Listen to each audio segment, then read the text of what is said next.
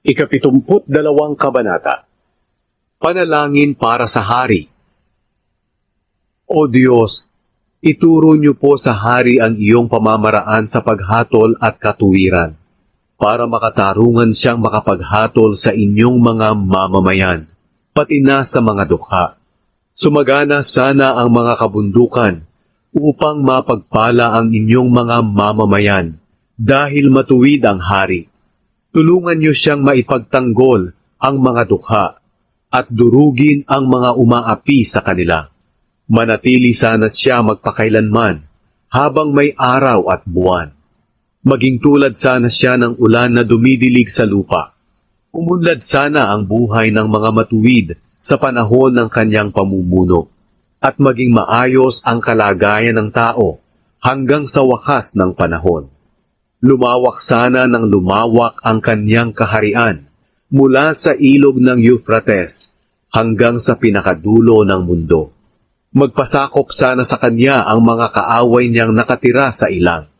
Magbigay sana ng mga kaloob sa kanya ang mga hari ng Tarshish, ng malalayong isla, ng Sheba at Seba.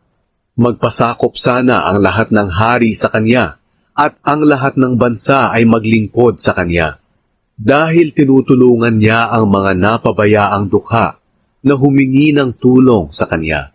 Kahahabagan niya ang mga dukha at nangangailangan, at sila'y kanyang tutulungan.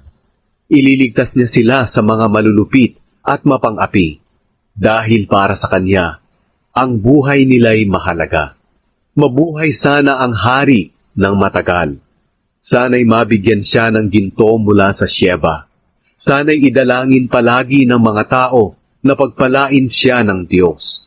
Sumagana sana ang ani sa lupain, kahit nasa tuktok ng bundok, katulad ng mga ani sa Lebanon.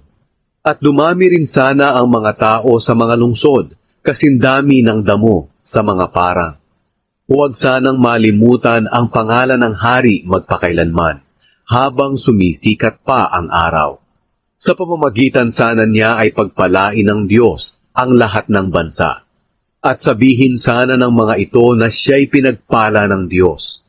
Purihin ang Panginoong Diyos, ang Diyos ng Israel, na siyang tanging nakagagawa ng mga bagay na kamangha-mangha. Purihin ang kanyang dakilang pangalan, magpakailanman. Mahayag sana sa buong mundo ang kanyang kaluwalhatian. Amen. Amen. Dito nagwawakas ang mga panalangin ni David na anak ni Jesse.